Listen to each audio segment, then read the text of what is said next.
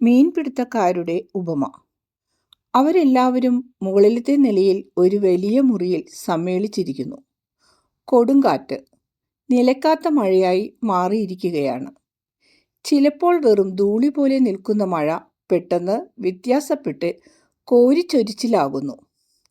ഇന്ന് തടാകത്തിന് നീല നിറമില്ല. കാറ്റു വീശുമ്പോഴും ശക്തമായ മഴ പെയ്യുമ്പോഴും അത് പതഞ്ഞ് മഞ്ഞ നിറമാകുന്നു. കുന്നുകളെല്ലാം ഈർപ്പമുള്ളതാണ്. വൃക്ഷശിഖരങ്ങൾ കുതിർന്ന് കുമ്പിട്ട് കിടക്കുന്നു. കാറ്റുതുലഞ്ഞ് ഒടിഞ്ഞവ തൂങ്ങിക്കിടക്കുന്നുണ്ട്. ആലിപ്പഴ വർഷത്തിൽ കീറിയ ഇലകൾ മലഞ്ചെരിവുകളിൽ നിന്നുള്ള കുത്തിയൊഴുക്കിൽപ്പെട്ട് തടാകത്തിലെത്തിയിരിക്കുന്നു. വെള്ളത്തിന് കലക്കലിൻ്റെ മഞ്ഞ നിറം. പ്രകാശം ഇരുണ്ടതും പച്ച കലർന്നതുമാണ്. പരിശുദ്ധ കന്യാമറിയവും മഗ്ദലന മരിയയും മാർത്തായും ഒരു മുറിയിൽ ജനലിന് സമീപം ഇരുന്ന് മലകളിലേക്ക് നോക്കുന്നു. എനിക്ക് പരിചയമില്ലാത്ത 2 സ്ത്രീകൾ കൂടെ അവിടെയുണ്ട്.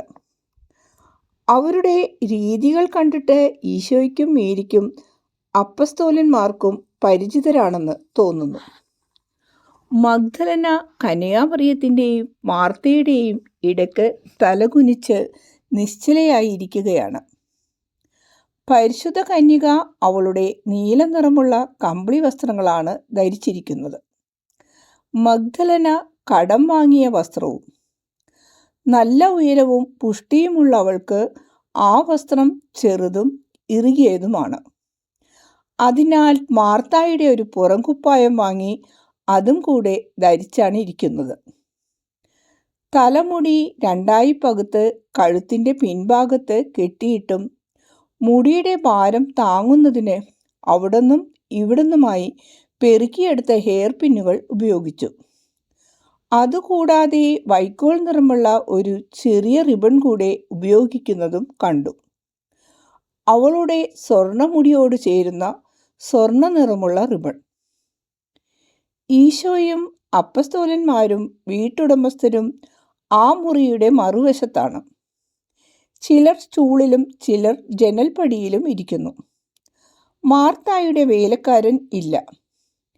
പത്രോസും മറ്റു മീൻപിടുത്തക്കാരും കാലാവസ്ഥ നിരീക്ഷിക്കുകയും പിറ്റേ ദിവസത്തെ കാലാവസ്ഥയെക്കുറിച്ച് ഊഹാപോഹങ്ങൾ നടത്തുകയുമാണ്. ഈശോ അവരെ ശ്രവിക്കുകയും ചിലരോടെല്ലാം മറുപടി പറയുകയും ചെയ്യുന്നു. അവിടെയുള്ള സ്ത്രീകളെ നോക്കിക്കൊണ്ട് സബദിപുത്രൻ ജെയിംസ് പറയുന്നു, ഇതറിഞ്ഞിരുന്നെങ്കിൽ എൻ്റെ അമ്മയും വരാൻ ഞാൻ പറയുമായിരുന്നു. ഈ കൂട്ടുകാരുമൊത്ത് സ്വന്തം വീട് പോലെയുള്ള ഒരു അനുഭവം നല്ലതാണ്. നമ്മൾ അറിഞ്ഞിരുന്നെങ്കിൽ. പക്ഷെ അമ്മ എന്തുകൊണ്ടാണ് മേരിയുടെ കൂടെ വരാതിരുന്നത്? യൂദാസ് തദേവൂസ് അവൻ്റെ സഹോദരൻ ജെയിംസിനോട് ചോദിക്കുന്നു. എനിക്കറിഞ്ഞുകൂടാ. അതറിയാൻ എനിക്കും ആഗ്രഹമുണ്ട്. അമ്മയ്ക്ക് ഒരു പക്ഷേ സുഖമില്ലാഞ്ഞിട്ടായിരിക്കുമോ? അങ്ങനെയെങ്കിൽ മേരി നമ്മോട് പറയാതിരിക്കുകയില്ല. ഞാൻ ചെന്ന് ചോദിക്കാം. തദേവൂസ് സ്ത്രീകളുടെ അടുത്തേക്ക് പോകുന്നു. മേരി മറുപടി പറയുന്ന തെളിഞ്ഞ സ്വരം എനിക്ക് കേൾക്കാം. അവൾ സുഖമായിരിക്കുന്നു. ഈ ചൂടിൽ അവൾ കൂടുതൽ ബുദ്ധിമുട്ടാൻ ഞാൻ ആഗ്രഹിക്കുന്നില്ല. ഞങ്ങൾ 2 കൊച്ചുകുട്ടികളെ പോലെ ഇരുട്ടിയതിന് ശേഷമാണ് വന്നത്. വെളുപ്പാറാകാറായപ്പോൾ ഞങ്ങൾ പോന്നു.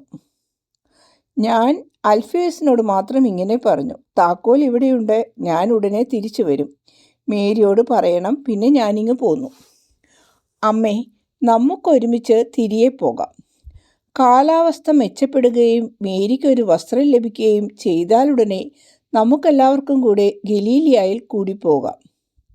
സുരക്ഷിതമായ റോഡിലേക്ക് നമ്മുടെ സഹോദരികളെ ആനയിക്കാം. പൊർഫീറിയായും സൂസന്നയും ഫിലിപ്പിൻ്റെയും ബെർത്തലോമിയുടെയും ഭാര്യമാരും മക്കളും അവരെ സ്വീകരിക്കും.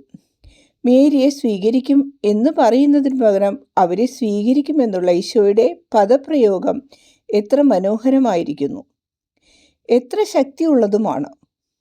മഗ്ദലനയെക്കുറിച്ച് അപ്പസ്തോലന്മാർക്കുണ്ടായിരുന്ന തെറ്റിദ്ധാരണകളെല്ലാം അതോടെ തകരുന്നു. മഗ്ദലനയുടെ ലജ്ജയും അവളെ സ്വീകരിക്കുന്നതിൽ അപ്പസ്തോലന്മാർക്ക് തോന്നിയ മടിയും എല്ലാം അപ്രത്യക്ഷമായി. മാർത്തായുടെ മുഖം സന്തോഷത്താൽ പ്രകാശിക്കുന്നു. മഗ്ദലന വിവരണയാകുന്നുണ്ട്. വിഷമവും നന്ദിയും സഹായ അഭ്യർത്ഥനയും എല്ലാം ആ മുഖത്ത് നിഴലിക്കുന്നുണ്ട്. എന്താണ് പറയേണ്ടതെന്ന് എനിക്കറിഞ്ഞുകൂടാ.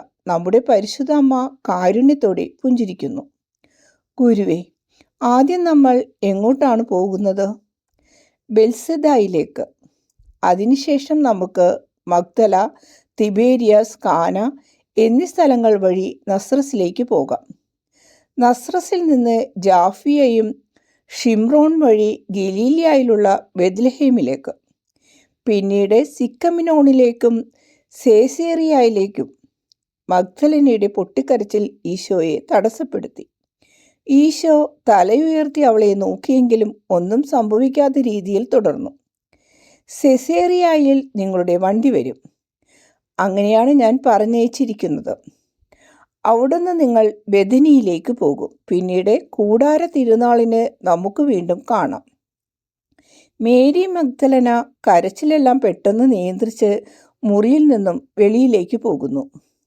സഹോദരിയുടെ ചോദ്യങ്ങൾക്ക് മറുപടിയൊന്നും പറയുന്നില്ല. സ്വല്പസമയം തനിച്ച് അടുക്കളയിൽ ചെലവഴിക്കുകയാണ്. ഈശോയെ ചില പട്ടണങ്ങളിലൂടെ കടന്നു പോകണമെന്ന് കേട്ടപ്പോൾ മേരിക്ക് വേദനയാണ്. അവളുടെ വിഷമം നമ്മൾ പരിഗണിക്കണമെന്ന് തോന്നുന്നു. ഞാനിത് പറയുന്നത് അങ്ങയേക്കാളേറെ ശിഷ്യരെ ഓർത്താണ്. മാർത്ത വിനയത്തോടും ഉത്കണ്ഠയോടും കൂടെ അഭിപ്രായപ്പെട്ടു. അത് ശരിയാണ് മാർത്ത, പക്ഷെ അത് അപ്രകാരം തന്നെ ആയിരിക്കേണ്ടത് ആവശ്യമാണ്.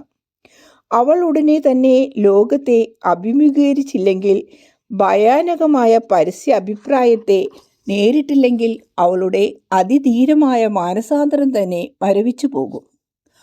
അവൾ ഉടനെ തന്നെ അത് ചെയ്യണം, അതും നമ്മളോടുകൂടെ. അവൾ നമ്മുടെ കൂടെ ആയിരിക്കുമ്പോൾ ആരും ഒന്നും പറയുകയില്ല, ഞാൻ ഉറപ്പു തരുന്നു. മാർത്ത എൻ്റെ സഹപ്രവർത്തകർക്ക് വേണ്ടിയും പത്രോസ് വാഗ്ദാനം ചെയ്യുന്നു. തീർച്ചയായും ഒരു സഹോദരിയോട് എന്ന പോലെ നമുക്ക് അവളോട് വർത്തിക്കാം. അവൾ അങ്ങനെയാണല്ലോ മേരി നമ്മളോടും പറഞ്ഞത്. അവളുടെ വിഷമം നമുക്ക് മനസ്സിലാകുന്നതേയുള്ളൂ, തീഷ്ണൻ പറയുന്നു. മറ്റെല്ലാവരെയും കാൾ നന്നായി ഞാൻ അവളെ അറിയുന്നു. നമ്മൾ പാപം ചെയ്ത സ്ഥലത്ത് തന്നെ ജീവിക്കുന്നത് പ്രശംസാർഹമാണ്. നമ്മൾ ആരാണെന്ന് ജനങ്ങൾക്കറിയാം. അതൊരു പീഡനമാണ്. പക്ഷേ അത് ചെറുത്തു നിൽക്കുന്നത് നീതിയും മഹത്വവുമാകുന്നു. കാരണം ദൈവത്തിൻ്റെ ശക്തി നമ്മളിൽ പ്രത്യക്ഷമാകും. ഒന്നും ശബ്ദിക്കാതെ നമ്മൾ മറ്റുള്ളവരെ പ്രചോദിപ്പിക്കുന്നവരാകും. മാത്യു പറഞ്ഞു. മാർത്ത, നിന്റെ സഹോദരിയെ എല്ലാവരും മനസ്സിലാക്കുകയും സ്നേഹിക്കുകയും ചെയ്യുന്നത് കാണാൻ നിനക്ക് കഴിയും. അവൾ എല്ലാവരാലും സ്നേഹിക്കപ്പെടുകയും ചെയ്യും. കുറ്റബോധമുള്ളവരും ഭീതി പൂണ്ടവരുമായ ആത്മാക്കൾക്ക് അവളൊരു അടയാളമായി തീരും. നല്ല ആളുകൾക്ക് ഒരു ശക്തി കേന്ദ്രവും മനുഷ്യപ്രകൃതിയുടെ അവസാന ബന്ധനങ്ങളും തട്ടിക്കളഞ്ഞ് മേരി സ്നേഹത്താൽ കത്തിജ്വലിക്കുന്ന അഗ്നിയായി തീരും. അവളുടെ സുഭിക്ഷമായ വികാരങ്ങൾക്ക് ഒരു വ്യത്യസ്ത മാർഗം കൊടുക്കുന്നുവെന്നു മാത്രം. സ്നേഹിക്കുവാനുള്ള അവളുടെ ശക്തമായ കഴിവ് അതിസ്വാഭാവിക തലത്തിലേക്കുയർത്തി അവിടെ അവൾ അത്ഭുതങ്ങൾ തന്നെ പ്രവർത്തിക്കും. എനിക്ക് തീർച്ചയാണ്, ഇപ്പോഴും അവൾ തകർച്ചയിലാണെങ്കിലും ദിവസങ്ങൾ കഴിയുമ്പോൾ അവളുടെ പുതിയ ജീവിതത്തിൽ കൂടുതൽ ശാന്തതയും ശക്തിയുള്ളതുമായി നിങ്ങൾ കാണും. സൈമണിൻ്റെ ഭവനത്തിൽ വെച്ച് ഞാൻ പറഞ്ഞു, അവളോട് കൂടുതലായി ക്ഷമിക്കപ്പെട്ടിരിക്കുന്നു. കാരണം അവൾ കൂടുതലായി സ്നേഹിച്ചു എന്ന് ഇപ്പോൾ ഞാൻ തറപ്പിച്ചു പറയുന്നു. എല്ലാം അവളോടും ക്ഷമിക്കപ്പെടും. കാരണം സർവശക്തിയോടും പൂർണ്ണ ആത്മാവോടും ശരീരത്തോടും കൂടെ ഒരു ദഹന ബലിയായി അവളുടെ ദൈവത്തെ അവൾ സ്നേഹിക്കും. ഇപ്രകാരമുള്ള വാക്കുകൾക്ക് അവർ അർഹയാണ്. എനിക്കും ഈ അർഹതയുണ്ടെങ്കിൽ എന്ന് ഞാൻ ആഗ്രഹിക്കുന്നു. ആൻഡ്രൂ നിശ്വസിച്ചു. നിനക്കോ? നിനക്ക് ആ അർഹത നേരത്തെ കിട്ടിക്കഴിഞ്ഞു. എൻ്റെ മുക്കുവ, ഇങ്ങോട്ട് വരൂ. നിങ്ങളോട് പറയണമെന്ന് എനിക്ക് തോന്നിയ ഒരു ഉപമ ഞാൻ പറയാം. ഗുരുവേ, ഒരു നിമിഷം, ഞാൻ മേരിയെ വിളിച്ചു കൊണ്ടുവരട്ടെ. നിന്റെ പഠനങ്ങളുമായി പരിചയപ്പെടുത്തുന്നതിന് അവൾക്ക് തിടുക്കമാണ്. മാർത്ത പുറത്തേക്ക് പോയപ്പോൾ മറ്റുള്ളവർ ഈശോയ്ക്ക് ചുറ്റുമായി അർദ്ധവൃത്താകൃതിയിൽ ഇരിപ്പിടങ്ങൾ സജ്ജീകരിക്കുന്നു. 2 സഹോദരിമാരും വന്ന് പരിശുദ്ധ അമ്മയുടെ സമീപെ വീണ്ടും ഇരിക്കുകയാണ്. ഈശോ സംസാരിക്കാൻ തുടങ്ങി. കുറെ മുക്കുവർ പുറം കടലിൽ വലയിട്ടു. തക്ക സമയമായപ്പോൾ വല വലിച്ച് മത്സ്യങ്ങൾ കുട്ടയിലാക്കാൻ തുടങ്ങി. അവരുടെ യജമാനൻ ഇപ്രകാരം പറഞ്ഞിരുന്നു: കരയിലേക്ക് കൊള്ളാത്തതും താഴ്ന്നതുമായ ഇനങ്ങൾ ശേഖരിക്കേണ്ട, അവ കടലിലേക്ക് തന്നെ എറിയുക. വേറൊരാൾക്ക് വേണ്ടി അധ്വാനിക്കുന്ന മുക്കുവൻ അവയെ പിടിച്ച് അവരുടെ പട്ടണത്തിലേക്ക് കൊണ്ടുപോകും. ഉപദ്രവകരമായിട്ടുള്ള മത്സ്യങ്ങൾ അവിടെയുള്ളവർ ഉപയോഗിക്കും. അങ്ങനെ എൻ്റെ ശത്രുവിൻ്റെ നഗരം കൂടുതൽ ഭയാനകമായി തീരും. കൊള്ളരുതാത്തവ ഒന്നും എൻ്റെ പരിശുദ്ധമായ മനോഹരമായ പ്രഭാപൂരിതമായ പട്ടണത്തിൽ കടന്നുകൂടാൻ അനുവദിക്കരുത്. ഈ നിർദ്ദേശമനുസരിച്ച് മുക്കുവർ മത്സ്യങ്ങൾ വേർതിരിച്ചു തുടങ്ങി. അന്ന് ധാരാളം മത്സ്യങ്ങൾ കിട്ടിയിരുന്നു. പല വലിപ്പത്തിലും നിറത്തിലുമുള്ള നിരവധി മത്സ്യം. ചിലത് കാഴ്ചക്ക് നല്ല ഭംഗിയുള്ളവയെങ്കിലും നിറയെ മുള്ളുകളാണ്, രുചിയില്ലാത്തവ. അവയുടെ വയറു നിറയെ ചെളിയും പുഴുക്കളും ചീഞ്ഞ കടൽ ചെടികളും. തന്നിമിത്തം മത്സ്യത്തിന് അരുചി വരുത്തുന്നവ. വേറെ ചില മത്സ്യങ്ങൾ കാഴ്ചക്കൊട്ടും ഭംഗിയില്ലാത്തവ. കുറ്റവാളികളുടെ ക്രൂരമായ മുഖം പോലെ വിപ്രതിപത്തി ഉളവാക്കുന്നവ. ചെകുത്താനെ പോലെയോ ഭൂതത്തെ പോലെയോ വിരൂപം. പക്ഷേ അവയുടെ മാംസം അതിവിശിഷ്ടമാണെന്ന് മുക്കവർക്കറിയാം. കുട്ടകൾ നിറഞ്ഞു കഴിഞ്ഞപ്പോൾ താഴ്ന്ന തരം മത്സ്യങ്ങൾ വലയിൽ ഉപേക്ഷിച്ചു. മത്സ്യങ്ങളുടെ നന്മ തിന്മകളെപ്പറ്റി എല്ലാവരും തന്നെ സംസാരിച്ചു കൊണ്ടിരുന്നപ്പോൾ അധികം സംസാരിക്കാത്ത ഒരു മുക്കുവൻ വലയിൽ ഉപേക്ഷിക്കപ്പെട്ടവയെ പരിശോധിച്ചു കൊണ്ടിരുന്നു. അയാൾ താഴ്ന്ന തരം മത്സ്യങ്ങളിൽ 2-3 എടുത്ത് ഒരു കുട്ടയുടെ മുകളിൽ വെച്ചു. നീ എന്താണ് ഈ ചെയ്യുന്നത്? മറ്റുള്ളവരുടെ ചോദ്യം. കുട്ട നിറയെ നല്ല മത്സ്യങ്ങളാണ്. അതിൻ്റെ മുകളിൽ ആ ചീത്ത മത്സ്യങ്ങളെ വെച്ച് അത് മോശമാക്കുകയാണ് നീ. എല്ലാറ്റിലും നല്ലത് അവയാണെന്ന് നീ കരുതുന്നല്ലോ. എന്നോടൊന്നും പറയല്ലേ. എനിക്ക് ഈ മത്സ്യങ്ങളെപ്പറ്റി നന്നായി അറിയാം. അവ വളരെ വിശിഷ്ടമാണ്. ക്ഷമയും വൈദഗ്ധ്യവുമുള്ള മിതഭാഷിയായ ആ മുക്കുവൻ ഏറ്റവും നല്ല മത്സ്യങ്ങളെ തിരഞ്ഞെടുത്തതിൽ സന്തോഷിച്ച് യജമാനൻ അവനെ അനുഗ്രഹിച്ചു. ഇതാണ് ഉപമ. ഇനിയും ആ ഉപമയുടെ അർത്ഥം ശ്രവിച്ചു കൊള്ളുക. മനോഹരമായ വിശുദ്ധമായ പട്ടണത്തിൻ്റെ യജമാനൻ കർത്താവായ ദൈവമാണ്. മുക്കുവർ എൻ്റെ ശിഷ്യരും. മത്സ്യങ്ങൾ മനുഷ്യ സമൂഹവും. കടൽ ലോകവുമാണ്. അവിടെ എല്ലാ തരത്തിലുമുള്ള ആളുകളുമുണ്ട്. നല്ല മത്സ്യങ്ങൾ വിശുദ്ധരായവരാണ്. ഭീകരപട്ടണത്തിൻ്റെ യജമാനൻ സാത്താനും ഞെട്ടിപ്പിക്കുന്ന പട്ടണം നരകവുമാണ്. അവൻ്റെ മുക്കുവർ ലോകവും ജഡവും ദുഷ്ടവികാരങ്ങളുടെ അവതാരങ്ങളായ പിശാചുക്കളും മറ്റു മനുഷ്യരെ ദുഷിപ്പിക്കുന്ന ചീത്തയാളുകളുമാകുന്നു.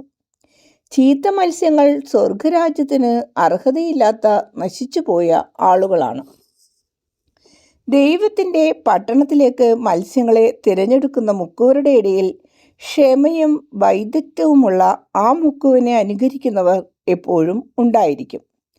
തൻ്റെ സഹമുക്കുവർ കാഴ്ചക്ക് നല്ലതായി തോന്നുന്ന മത്സ്യങ്ങളെ തിരഞ്ഞെടുക്കുമ്പോൾ അയാൾ ക്ഷമാപൂർവം അവർ ഉപേക്ഷിച്ചവയുടെ ഇടയിൽ വീണ്ടും തിരയുന്നു.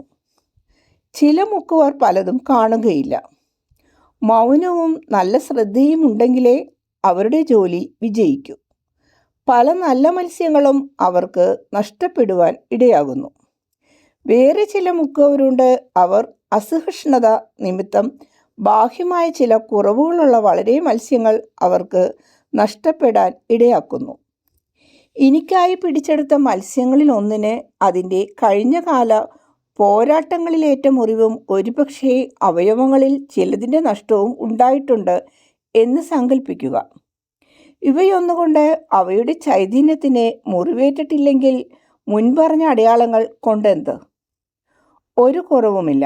ശത്രുവിൻ്റെ പിടിവിടിവിക്കാനുള്ള ശ്രമത്തിൽ മുറിവുകളേറ്റ് ആ മുറിവുകളോടെയാണ് അത് നിങ്ങളുടെ പക്കൽ വരുന്നതെങ്കിൽ അതിൻ്റെ മനസ്സ് ദൈവസ്നേഹത്തിനായി ഉറപ്പിക്കപ്പെട്ടിരിക്കുന്നു എന്ന് കണ്ടാൽ എന്തിനാണ് സന്ദേഹം? ഒരു സന്ദേഹവും വേണ്ട. പരീക്ഷിക്കപ്പെട്ട ആത്മാക്കൾ വിശ്വസിക്കപ്പെടാവുന്നതാണ്. അമ്മമാർ താലോലിച്ച് വളർത്തിയിട്ട് പ്രായപൂർത്തിയായി ജീവിത ക്ലേശങ്ങളെ നേരിടുമ്പോൾ വഴിതെറ്റുന്നവരെക്കാൾ ഇവർ വിശ്വസിക്കാൻ കൊള്ളാവുന്നവരാണ്. ധൂർത്തപുത്രൻ്റെ ഉപമ നിങ്ങളെ ഓർമ്മിപ്പിക്കാൻ ഞാൻ ആഗ്രഹിക്കുന്നു. ഇനിയും അനവധി ഉപമകൾ നിങ്ങളോട് ഞാൻ പറയും. അവ പറയുന്നത് മനസ്സാക്ഷിയെ വിവേചിച്ചറിയുവാനും ശരിയായി വിധിക്കാനും ആത്മാക്കളെ നയിക്കാൻ ഏറ്റവും ഉചിതമായ രീതി തിരഞ്ഞെടുക്കുന്നതിന് നിങ്ങൾ പഠിക്കുന്നതിനുമായിട്ടുമാണ്. വ്യക്തികൾ വ്യത്യസ്തരാണ്. പ്രലോഭനങ്ങളെ നേരിടുന്നതും നിങ്ങളുടെ പ്രബോധനങ്ങളോട് പ്രതികരിക്കുന്നതും വ്യത്യസ്ത രീതിയിലായിരിക്കും. ആത്മാക്കളെ തിരഞ്ഞെടുക്കുന്നത് എളുപ്പമുള്ള കാര്യമാണെന്ന് വിചാരിക്കരുത്. വളരെ ബുദ്ധിമുട്ടുള്ള ജോലിയാണ്. ഈ ജോലി ശരിക്കും നിർവഹിക്കണമെങ്കിൽ ദൈവികമായ പ്രകാശത്താൽ തിളങ്ങുന്ന കണ്ണുകളും ദൈവിക ജ്ഞാനത്താൽ നിവേശിതമായ ബുദ്ധിയും എല്ലാ പുണ്യങ്ങളുടെയും വിശേഷിച്ച് ദൈവസ്നേഹത്തിൻ്റെയും വീരോചിതമായ അഭ്യാസവും ഉള്ളവരായിരിക്കണം. ഏകാഗ്രതയിൽ ധ്യാനിക്കാനും കഴിവ് വേണം. കാരണം ഓരോ ആത്മാവും വായിച്ച് ചിന്തിക്കേണ്ട, ഗ്രഹിക്കേണ്ട, വേഗം മനസ്സിലാക്കാൻ കഴിയാത്ത ഒരു ഗ്രന്ഥവുമാണ്. എല്ലാ സ്വാർത്ഥ താല്പര്യങ്ങളും ഉപേക്ഷിച്ച് ദൈവത്തോട് സദാ ഐക്യപ്പെട്ടിരിക്കേണ്ടതും ആവശ്യമാകുന്നു. മുൻവിധികൾ, എതിർപ്പുകൾ, ഇഷ്ടക്കേടുകൾ ഇവയെല്ലാം കീഴടക്കി ആത്മാക്കൾക്കും ദൈവത്തിനും വേണ്ടി ജീവിക്കാൻ കഴിവുള്ളവരാകണം. ഒരു പിതാവിനെ പോലെ കാരുണ്യവും ഒരു യോദ്ധാവിനെ പോലെ കാഠിന്യവും ആവശ്യമാണ്. ഉപദേശങ്ങളും പ്രോത്സാഹനവും കൊടുക്കുന്നതിൽ കരുണ അത് അനുവദനീയമല്ല. നീ അത് ചെയ്യരുത്, അഥവാ ഇത് ശരിയാണ്, നീ ഇത് ചെയ്യണം എന്നു പറയുന്നതിൽ കാഠിന്യവും. കാരണം ഇതാണ്. ഈ കാര്യം ശ്രദ്ധാപൂർവം മനസ്സിലാക്കണം. ധാരാളം ആളുകൾ നരകത്തിലേക്ക് എറിയപ്പെടുന്നു. പാപികളുടെ ആത്മാക്കൾ മാത്രമല്ല, സുവിശേഷ പ്രഘോഷകരായ മുക്കുവരുടെ ആത്മാക്കളും ഉണ്ടായിരിക്കും. തങ്ങളുടെ ശുശ്രൂഷയിൽ പരാജയപ്പെട്ട് അങ്ങനെ അനേകം ആത്മാക്കളെ നഷ്ടപ്പെടുത്തുന്നവർ. ആ ദിനം വരും ലോകത്തിൻ്റെ അവസാന ദിനം, പൂർണ്ണമാക്കപ്പെട്ട ഒരിക്കലും അവസാനിക്കാത്ത ജെറുസലേമിൻ്റെ ആദ്യത്തെ ദിനം. അന്ന് ദൈവദൂതന്മാർ ഉപമയിലൂടെ മുക്കുവരെ പോലെ വിധികർത്താവിൻ്റെ മാറ്റമില്ലാത്ത ആജ്ഞയനുസരിച്ച് നീതിമാന്മാരെ ദുഷ്ടന്മാരിൽ നിന്നും വേർതിരിക്കും. നല്ലവർ സ്വർഗത്തിലേക്ക് പ്രവേശിക്കുകയും ദുഷ്ടന്മാർ നിത്യാഗ്നിയിലേക്ക് എറിയപ്പെടുകയും ചെയ്യും. മുക്കുവരെയും മത്സ്യങ്ങളെയും കുറിച്ചുള്ള സത്യം ഇപ്പോൾ എല്ലാവരും അറിയും. കപടഭക്തിയെല്ലാം പൊളിയും. ദൈവത്തിൻ്റെ ആളുകൾ അവരായിരിക്കുന്ന വിധത്തിൽ തൃശ്യരാകും. അവരെ നയിച്ചവരും അവരാൽ നയിക്കപ്പെട്ട് രക്ഷ പ്രാപിച്ചവരും കൂടെ ഉണ്ടായിരിക്കും. ബാഹ്യമായി മോടി കുറഞ്ഞവരും പീഡിപ്പിക്കപ്പെടുന്നവരുമായ അനേകം ആളുകൾ സ്വർഗത്തിലെ ഏറ്റവും ശോഭയേറിയവരാണെന്ന് അപ്പോൾ നമ്മൾ കാണും. ശാന്തതയും ക്ഷമയും നിറഞ്ഞ മുക്കുവരാണ് ഏറ്റവും അധികം പ്രവർത്തിച്ചതെന്നും അവർ രക്ഷിച്ച ആത്മാക്കളുടെ എണ്ണമനുസരിച്ച് അത്രയും രത്നങ്ങളോടെ അവർ പ്രശോഭിക്കുന്നുവെന്നും നമ്മൾ കാണും. ഞാൻ ഉപമയും അതിൻ്റെ വ്യാഖ്യാനവും പറഞ്ഞു കഴിഞ്ഞു. അപ്പോൾ എൻ്റെ സഹോദരൻ എന്നാൽ പത്രോസ് ആൻഡ്രുവിനെ നോക്കുന്നു, അതിനുശേഷം മഗ്ദലനെയും. ഇല്ല സൈമൺ, എനിക്കവിടെ മഹിമയൊന്നുമില്ല. എല്ലാം ഗുരു ചെയ്ത ജോലികളാണ്, ആൻഡ്രു പരമാർത്ഥതയോടെ പറയുന്നു. അപ്പോൾ മറ്റുള്ളവർക്ക്, അതായത് സാത്താൻ്റെ ആളുകൾക്ക് ശേഷിച്ചവയെല്ലാം കിട്ടുമോ? ഫിലിപ്പ് ചോദിക്കുന്നു. അവർ ഏറ്റവും നല്ലവരെ പിടിച്ചെടുക്കാൻ ശ്രമിക്കുന്നു, അതായത് കൃപാവരത്തിൻ്റെ അത്ഭുതങ്ങളാൽ കഴിവുള്ളവരെ തട്ടിയെടുക്കാൻ ശ്രമിക്കുന്നു. സ്വന്തം പ്രലോഭനങ്ങൾ കൂടാതെ മറ്റുള്ളവരെ പ്രലോഭിപ്പിക്കാനുള്ള ഉപകരണങ്ങളാക്കാൻ ഇവരെ പിടിച്ചെടുക്കുന്നു. അല്പം പായസത്തിനായി ജന്മാവകാശം വിൽക്കുന്ന ധാരാളം പേർ ലോകത്തിലുണ്ട്. ഗുരു, അനേകം ആളുകൾ ലോകത്തിൻ്റെ വശീകരണത്തിൽ വഴിതെറ്റിപ്പോകുന്നുവെന്ന് കഴിഞ്ഞ ദിവസം അങ്ങ് പറഞ്ഞല്ലോ. അവർ സാത്താനു വേണ്ടി മീൻ പിടിക്കുന്നവരാണോ? അൽഫേസിൻ്റെ മകൻ ജെയിംസ് ചോദിക്കുന്നു. അതേ എൻ്റെ സഹോദര, ഉപമയിൽ ഞാൻ പറഞ്ഞത് ഇതാണ്. മനുഷ്യൻ സമ്പത്ത് അധികമാകുമ്പോൾ പലവിധ ആനന്ദങ്ങളിലേക്ക് വശീകരിക്കപ്പെടുന്നു. എന്നാൽ സ്വർഗീയ നിധിക്കുള്ള അവകാശം അവന് നഷ്ടമാക്കുകയാണ് ചെയ്യുന്നത്. ഞാൻ ഗൗരവമായി പറയുന്നു, സ്വർണത്തിൻ്റെയും അതിനോട് ബന്ധപ്പെട്ട മറ്റ് ആകർഷണങ്ങളുടെയും വലയിൽപ്പെടാതെ ചെറുത്തു നിൽക്കാൻ 100-ൽ 3 ഭാഗത്തിന് മാത്രമേ കഴിയൂ. അവരിൽ തന്നെ പകുതി പേർക്ക് മാത്രമേ വീരോചിതമായി അത് ചെയ്യാൻ സാധിക്കുകയുള്ളൂ. പാപത്തിൻ്റെ അനേകം കെട്ടുകളാൽ സ്വയം ബന്ധിച്ച് ആ ബന്ധനങ്ങൾ നിമിത്തം ലോകം ശ്വാസം മുട്ടി മരിക്കുകയാണ്. നികൃഷ്ടമായ വെറും മായയായിരിക്കുന്ന സ്വത്ത് വെച്ചുകൊണ്ടിരിക്കുന്നതിനേക്കാൾ ഭേദം ഒന്നും ഇല്ലാതിരിക്കുന്നതാണ്. വിലയേറിയ ഒരു അപൂർവ രത്നത്തെക്കുറിച്ച് അറിവ് ലഭിക്കുമ്പോൾ അവർക്കുള്ള ചെറിയ രത്നങ്ങളെല്ലാം വിറ്റ് വിലയേറിയ രത്നം വാങ്ങുന്ന ജ്ഞാനികളായ രത്നവ്യാപാരികളെ അവരെ അനുകരിക്കുവിൻ. പിന്നെ എന്തുകൊണ്ടാണ് അങ്ങ് പറഞ്ഞത്, അങ്ങയെ അനുഗമിക്കുന്നവർക്ക് വിവിധ തരത്തിലുള്ള ജോലിയാണ് നീ ഏൽപ്പിച്ചിരിക്കുന്നതെന്ന്? ആ ജോലികൾ ദൈവത്തിൻ്റെ ദാനമായി ഞങ്ങൾ കരുതണമെന്ന് സ്വർഗരാജ്യത്തോട് തുലനം ചെയ്യുമ്പോൾ അവ വെറും അപ്പക്കഷ്ണങ്ങൾ പോലെയല്ലേ? ബെർത്തലോമിയോ ചോദിക്കുന്നു. അവ അപ്പക്കഷ്ണങ്ങളല്ല, അവ മാർഗങ്ങളാണ്. എന്നാൽ ജീവിത ലക്ഷ്യം അവയായി തീരുമ്പോൾ അവ അപ്പക്കഷ്ണങ്ങളാകാൻ പാടുണ്ട്. ചിലപ്പോൾ വൃത്തിഹീനമായ വൈക്കോലായി തീരാനും പാടുണ്ട്. മാനുഷികമായ ലാഭത്തിനു വേണ്ടി ഒരു സ്ഥാനം നേടിയെടുക്കാൻ ശ്രമിക്കുമ്പോൾ അത് പരിശുദ്ധമായ ഒരു പദവിയാണെങ്കിൽ തന്നെയും വൃത്തിഹീനമായ വൈക്കോലായി തീരുന്നു. എന്നാൽ നിങ്ങൾ അനുസരണയോടെ അവയെ സ്വീകരിച്ച് സന്തോഷമുള്ള ഒരു ചുമതലയായി സമ്പൂർണ്ണ ദഹനബലിയായും വഹിക്കുമെങ്കിൽ നിങ്ങൾ അതിനെ ഒരു അപൂർവ രത്നമാക്കി തീർക്കും. ഒരു ദൗത്യം പൂർണ്ണതയിൽ സകല കഴിവും ഉപയോഗിച്ച് നിവർത്തിക്കുക എന്നത് ദഹനബലിയും രക്തസാക്ഷിത്വവും മഹത്വവുമാണ്. അത് കണ്ണീരും വിയർപ്പും രക്തം തന്നെയും ചിന്താൻ ഇടയാക്കിയേക്കും. എങ്കിലും അത് നിത്യമായൊരു രാജകിരീടമായി തീരുന്നു. അങ്ങേക്ക് തീർച്ചയായും എല്ലാ ചോദ്യങ്ങൾക്കും ഉത്തരം നൽകാൻ കഴിവുണ്ട്. നിങ്ങൾക്ക് മനസ്സിലായോ? അനുദിന ജീവിത സംഭവങ്ങളെ താരതമ്യപ്പെടുത്തി ഞാൻ പറയുന്നവ എന്നാൽ അതിസ്വാഭാവിക വെളിച്ചത്തിൽ അത് ഉൾക്കൊള്ളുന്ന അനന്തമായ അർത്ഥത്തെ ഞാൻ വിശദീകരിക്കുന്നത് നിങ്ങൾക്ക് മനസ്സിലാകുന്നുണ്ടോ? ഉവ്വ് ഗുരുവേ, ഞങ്ങൾക്ക് മനസ്സിലാക്കുന്നുണ്ട്. കൊള്ളാം. ജനങ്ങളെ പഠിപ്പിക്കേണ്ട വിധം ഇതാണെന്ന് ഓർത്തിരിക്കുക. റബ്ബിമാരുടെയും നിയമജ്ഞരുടെയും രഹസ്യങ്ങളിലൊന്ന് ഇതാണ്. അത് ഓർത്തിരിക്കണം.